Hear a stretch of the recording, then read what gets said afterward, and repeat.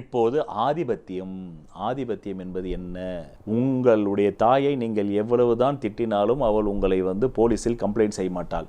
எதிர் வீட்டு தாயை நீங்கள் ஒரு திட்டினாலே போலீஸில் கம்ப்ளைண்ட் செய்து விடுவார். இதுதான் ஆதிபத்தியம். நல்ல ஆதிபத்தியம் பெற்ற கிரகங்கள் உங்களுக்கு என்னதான் நீங்கள் அந்த ஆதிபத்திய சம்பந்தப்பட்ட உறவினர்களை நீங்கள் நைந்து கொண்டாலும் உங்களுக்கு தீமை செய்ய மாட்டார்கள். எங்கேயாவது 110% இருக்கலாம், 20% இருக்கலாம், ஆனால் 80% அப்படி இல்லை.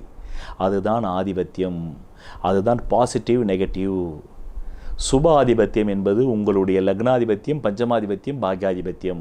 இது உங்களுக்கு திசை நடக்கும்போது தான் நீங்கள் உங்கள் மனம் விரும்பும்படி உங்கள் வாழ்க்கை இருக்கும். இந்த ஆதிபத்திய திசையில் இல்லாத போது உங்கள் மனம் விரும்பாதபடி இருக்கும். அதாவது லக்னாதிபத்தியம் என்றால் உங்களுடைய லட்சியம், உங்களுடைய எண்ணங்கள் நிறைவேறுதல். 2ஆம் ஆதிபத்தியம் என்றால் அது குடும்பத்தை ரூல் செய்கிறது. 3ஆம் ஆதிபத்தியம் சகோதரனை ரூல் செய்கிறது. 4ஆம் ஆதிபத்தியம் தாயை ரூல் செய்கிறது. 5ஆம் ஆதிபத்தியம் பிள்ளைகளுடைய நல்வாழ்வை ரூல் செய்கிறது. இது உறவியல் முறையில் வரும்போது, பொருளில் வரும்போது வேறு காரகத்துவங்கள் வரும். இதுதான் ஆதிபத்தியம்.